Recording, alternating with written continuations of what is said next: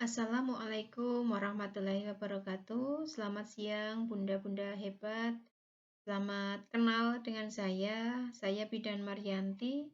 Seperti yang sudah dikenalkan oleh Bunda Dahlia, bahwa saya Bidan Maryanti yang akan membersamai Bunda untuk belajar mengenal lebih jauh sebenarnya pola asuh pada anak yang tepat, terutama di masa pandemi ini, bagaimana sih? Jadi selama 2 hari ini kita akan sharing, kita akan belajar bersama. Dan untuk hari pertama ini terlebih dahulu Bunda akan mengenal pola asuh dasar pada anak. Barangkali Bunda sudah sering mengikuti seminar serupa atau mungkin sudah sering mendengar kalimat pola asuh anak. Dan mungkin muncul pertanyaan, sebenarnya pola asuh anak itu apa sih? Dan apa pentingnya melakukan pola asuh anak yang tepat? Baik Bunda,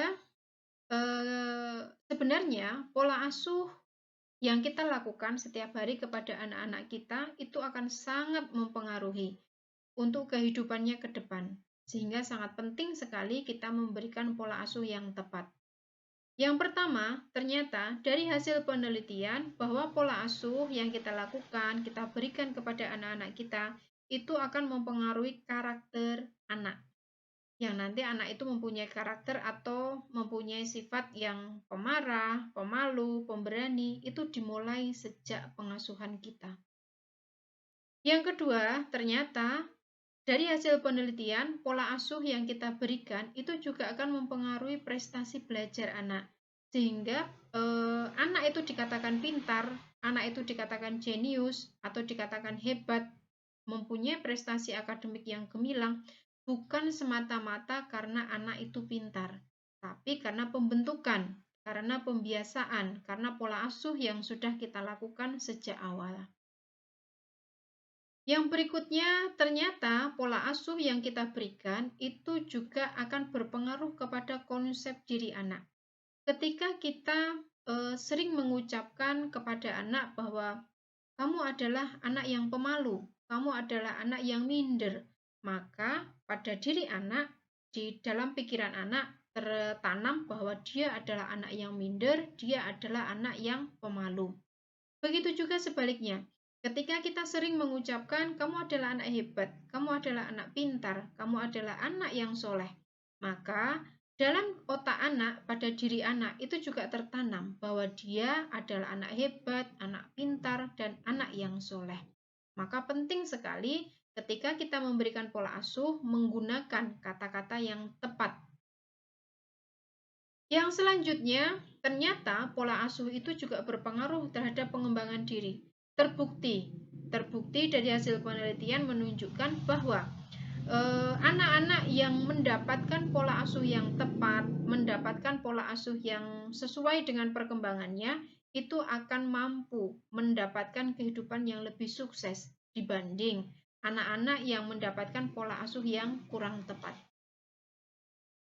Dan ternyata pola asuh yang kita berikan itu juga akan berpengaruh terhadap perilaku anak. Anak itu nanti akan menjadi perilakunya baik atau kurang baik, itu juga berdasarkan pola asuh yang kita berikan. Jadi Bunda, dari beberapa fenomena ini, dari beberapa hasil penelitian ini, menunjukkan betapa pentingnya peran kita sebagai ibu untuk memberikan pola asuh yang tepat kepada anak-anak kita. Sebenarnya pola asuh itu ada berapa sih? Atau pola asuh itu apa sih? Gitu dulu ya. Pola asuh itu sebenarnya apa? Jadi pola asuh itu merupakan kewajiban orang tua kepada anak-anaknya untuk memberikan kontrol. Jadi orang tua mengontrol anaknya, kemudian memberikan bimbingan, membelajarkan untuk mendisiplinkan diri, mendampingi anak-anaknya untuk melaksanakan tugas-tugas perkembangan sesuai dengan perkembangan usianya, menuju pada proses pendewasaan. Itu yang dimaksud dengan pola asuh. Sehingga tugas kita adalah mendampingi anak-anak kita menuju proses pendewasaan dengan melakukan proses yaitu pemeliharaan. Pemeliharaan ini meliputi pemeliharaan fisik dan emosional. Kalau pemeliharaan fisik ya mulai dari higiennya, kebersihannya, kemudian mulai dari penampilannya, sandangnya, kemudian pemeliharaan secara emosionalnya, berarti ya kita memberikan kasih sayang, wujud cinta kasih kita kepada anak-anak kita. Kemudian proses yang berikutnya adalah proses perlindungan, di mana proses perlindungan ini nanti akan memberikan dampak rasa aman, rasa nyaman yang muncul pada diri anak. Dan yang berikutnya adalah proses pengajaran. Proses pengajaran di sini sudah mulai kita berikan, sudah mulai kita lakukan sejak anak ini masih di dalam kandungan. Ketika di dalam kandungan, mungkin Bunda masih ingat, kita sering sambil mengusap-usap perut, bukan karena pamer ya, tapi karena memang naluri keibuan kita itu muncul, kita ngajak ngobrol, kita ajak bercerita, kita ajak untuk sharing. Padahal sebenarnya mereka masih dalam kandungan, belum bisa membalas juga, tapi memang itu naluri yang kita berikan, yang terjadi seperti itu, dan itu sudah mulai proses pengajaran. Hingga anak itu lahir, kita ajari cara makan, cara menggunakan sendok, cara menggunakan gelas, dan banyak hal. Itu kita lakukan dalam proses pengasuhan. Baik Bunda, itu adalah definisi atau pengertian dari pola asuh. Selanjutnya kita akan masuk ke tahap sebenarnya tipe pola asuh yang baik itu yang seperti apa sih? Ada berapa tipe gitu ya. Yang pertama adalah tipe otoriter. Coba ya, kita cek apakah Bunda memberikan pola asuh yang otoriter atau pola asuh yang seperti apa. Otoriter ini yang dimaksud adalah kita memberikan pengasuhan, pendampingan dalam proses pendewasaan anak itu secara ketat, secara keras, kemudian semua aturan yang kita buat itu harus ditaati dan tidak ada toleransi. Akibatnya, kalau tidak mentaati, maka anak akan terkena hukuman. Dan biasanya, anak yang dibesarkan dengan metode pengasuhan otoriter ini, dia juga akan terbentuk karakternya menjadi kaku, menjadi lebih keras. Berikutnya adalah tipe pola asuh dengan permisif. Apa itu permasif atau permisif? Yaitu memberikan pola asuh dengan ketidakkonsistenan.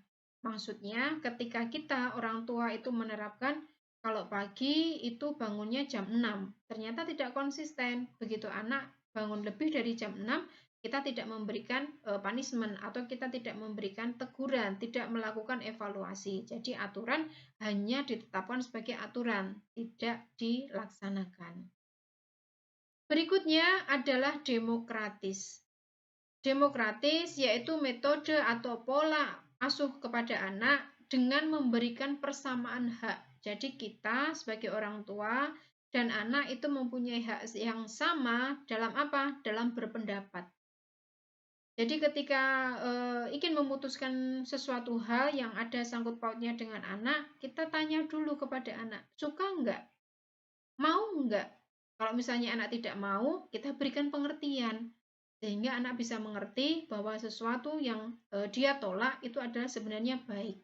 Sehingga kita di sini peran orang tua tidak memaksakan kehendak, tapi memberikan pengertian, memberikan pemahaman, sehingga keputusannya pun menjadi keputusan kita bersama, bukan keputusan orang tua semata. Kemudian di pola demokratis ini, meskipun kita memberikan kebebasan anak untuk berpendapat, memberikan kebebasan kepada anak untuk mengungkapkan apa yang diinginkan, tapi kita tetap memberikan kontrol, sehingga tidak lepas begitu saja. Yang berikutnya adalah pola asuh situasional. Maksudnya di sini adalah menyesuaikan dengan situasi. Ada kalanya memang orang tua itu harus memberikan pola asuh otoriter ketika anaknya mungkin sudah mulai beranjak dewasa dan mulai mengenal lawan jenis, sering pulang di antar cowok, ya, teman cowoknya, atau mungkin ketika pulang sampai malam, itu berarti kita perlu menerapkan pola asuh yang otoriter. Kemudian pada suatu ketika kita juga perlu menetapkan pola asuh yang demokratis. Artinya ketika memang anak itu bisa diberi toleransi, anak itu memang bisa diajak komunikasi,